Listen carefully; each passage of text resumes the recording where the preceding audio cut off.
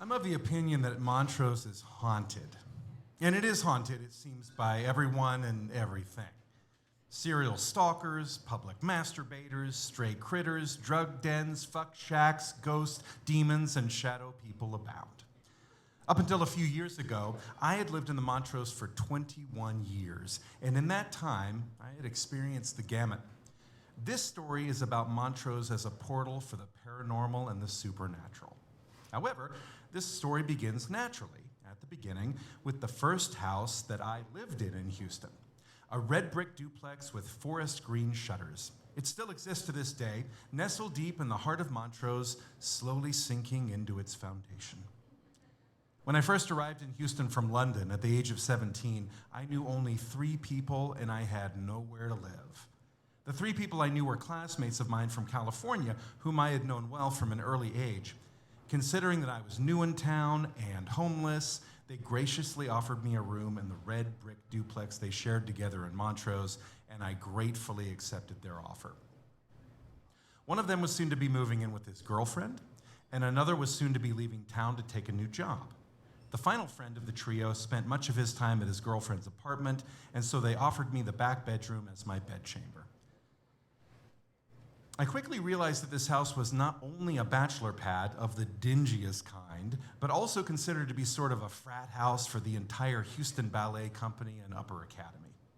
The off-white walls were tinged a yellowing gray hue from excessive cigarette smoke, mold, and dirt. Cobwebs decorated every corner and nook, and you would never dream of walking barefoot in this house unless you had a desire for tetanus. With the haze of cigarette smoke still looming in the air and half-empty beer bottles left abandoned every foot or so, I immediately got to work deep cleaning and painting the entire house.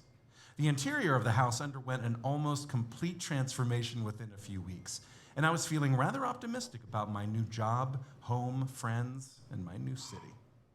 Our upstairs neighbors were a young, friendly gay couple, and now that my roommates had moved on to nicer digs, I was thrilled to know that I wasn't completely alone in this old, creaky, shadowy house. One night, as the fresh wall paint was still drying, I went to bed early like the dorky little square that I am. I tucked myself into bed with fresh sheets and wearing my cotton pajama suit set. The only thing missing from this scene were a sleeping cap with a tassel to match my pajama suit and perhaps a mug of warm milk on the bedside table. I gently drifted off into slumber as visions of new wall decor danced in my head. At the strike of the witching hour, I bolted awake, drenched in a cold sweat and screaming. I had just experienced one of the most horrifying nightmares of my life. In my nightmare, I was standing at the foot of the staircase which led up to my neighbor's unit.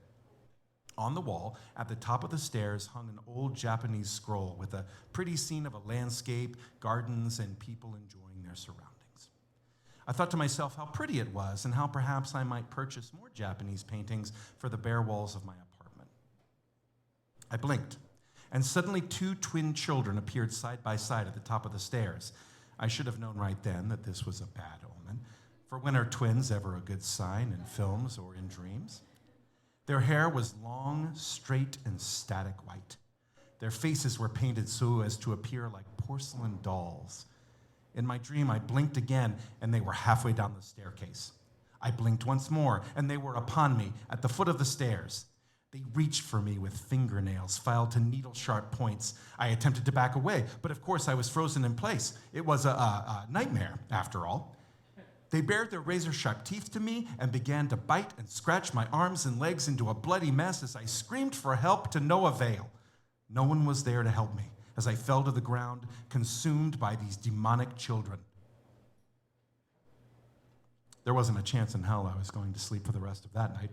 So I surrendered myself to reading with all the lights on and my Erykah Badu CD playing on repeat until the first light of dawn. On the following day, I had a date with my new company friend to go out for the night. Our plans could not have come at a better time, as I desperately needed time away from this house and to be with other people. Just as I was about ready, I heard a knock at the front door. My new friend was right on time. I opened the door, greeted her, then ran back inside to grab my purse. When I returned, I found her standing at the foot of the staircase leading up to my neighbor's unit, looking up at the Japanese scroll from my dream with a puzzled look on her face. "What is it?" I asked anxiously. She hesitated. "Well," she attempted, I can't quite explain it, but it looks as though something is in front of that picture." She pointed up at it. It looks like there's a sheet of glass in front of it, and there's a reflection. "Is it my reflection?" she asked as she began to make her way up the stairs for a better look. I grabbed her arm. "Do not go up there," I demanded. "We have to go. We have to go now," I ordered her, and she looked at me ever more bewildered. I was aware that I was acting insane as I yanked her out the door and locked it. "I'll explain at the car," I barked, as we ran hand in hand to our old red Mazda. On the way to the bar, I told her about my nightmare. She seemed surprised and a bit spooked, but then again, she was an actor by profession. That evening, we had a great time. We met a group of our coworkers who were all around my age at a nightclub called Hyperia, now long gone, and proceeded to get better acquainted and buzzed. My friend had lent me her roommate's ID, and I had memorized her information on the drive to the club. Around midnight, after several rounds of pool and some awkward flirting, 2 of our coworkers had set their sights on my friend and I. The 4 of us decided to head back to one of the guys' apartment complexes on Brainerd Street for a late-night swim and whatever else might occur. After our midnight dip and a little sobering up, we all piled back into my friend's little car and began the drive to her apartment complex, the Allen House. The Allen House sat just on the outskirts of Montrose, on the corner of Dunlavy and Allen Parkway, most of it long since torn down. Directly across from the Allen House was, and remains, the Beth Yeshurun Cemetery. By this time, I had completely forgotten about my terrifying experience from the previous night and the creepy moment with my friend at the foot of the staircase earlier that evening. We were all now thoroughly enjoying ourselves, laughing deliriously, and singing along to the music playing loudly through the old crackly speakers, when my friend and her date in the front seat suddenly stopped singing and laughing. "What the fuck is that?" I heard her guy ask. "What? Wait, what is that?" I heard my friend reply, "Oh my God, what is that?" she gasped, which was immediately followed by her terrified screams. "What? What's wrong?" I asked, as my dude and I struggled to squish both of our faces through the space in between the 2 front seats for a better view. My eyes struggled to adjust, and my mind failed to make sense of what I was perceiving. At first glance, I thought what I was witnessing was a baby chimp standing on its hind legs and toddling down the street. I blinked again and changed my mind. No, what I was seeing was a bald human toddler toddling down Dunlavy. "Oh my God. Oh my God. Oh my God," was all the dude next to me could utter as our brains short-circuited with the lack of comprehension. "What is that?" my friend was now screaming as we slowly rolled to a stop at the intersection of Dunlavy and Allen Parkway. As we neared the figure, the light from our car's headlights beamed directly onto this creature, and it did not disappear like a shadow or a figment of our collective imaginations might have.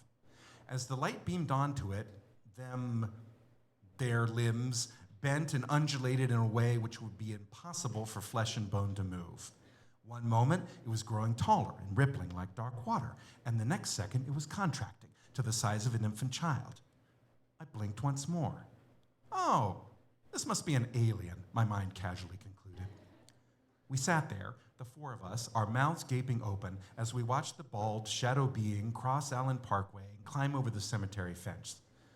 We watched them, the being, walk into the cemetery until the light from the headlights and the street lamps could no longer reach them, and darkness enveloped them deep amongst the headstones. I fell asleep again that morning at twilight on my friend's living room couch. The following day, groggy from lack of sleep, yet still jumpy with fright, I checked the local news for any information regarding an escaped infant chimp with eels for limbs from the Houston Zoo.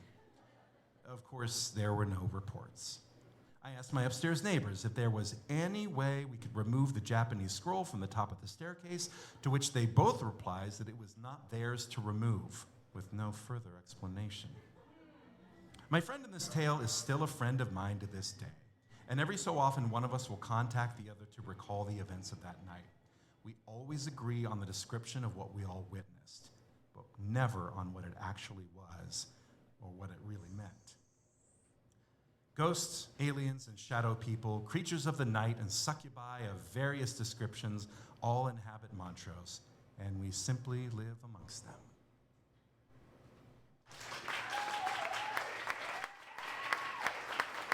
Oh, look at this. What the fuck is up, nerds? I don't even have to touch this microphone. This is incredible. That's so cool. Hey, and I think you guys are so cool, and I think if y'all believe y'all are so cool, you should submit a story. Or you should submit to be a reader. Remember, you should email grownupstorytimehouston@gmail.com. Yeah, it's grownupstorytimehouston@gmail.com. If you have a story to submit, feel free to submit it. Anyone can do this. If you also feel like not writing a story, but you'd prefer to read one yourself, I don't know what I was about to say. If you prefer to read one yourself, there actually host workshops in order for you to do that. So what is it, like the week before, usually like 2 weeks before any Grown Up Storytime event, you can try it out and test your fucking metal. That's important to do. Speaking of metal, and because our next reader's outfit has inspired me to do so, I will be saying this title in a fun way, I guess. Written by Amanda Shit and read by Megan Good, this is Birthday 2014.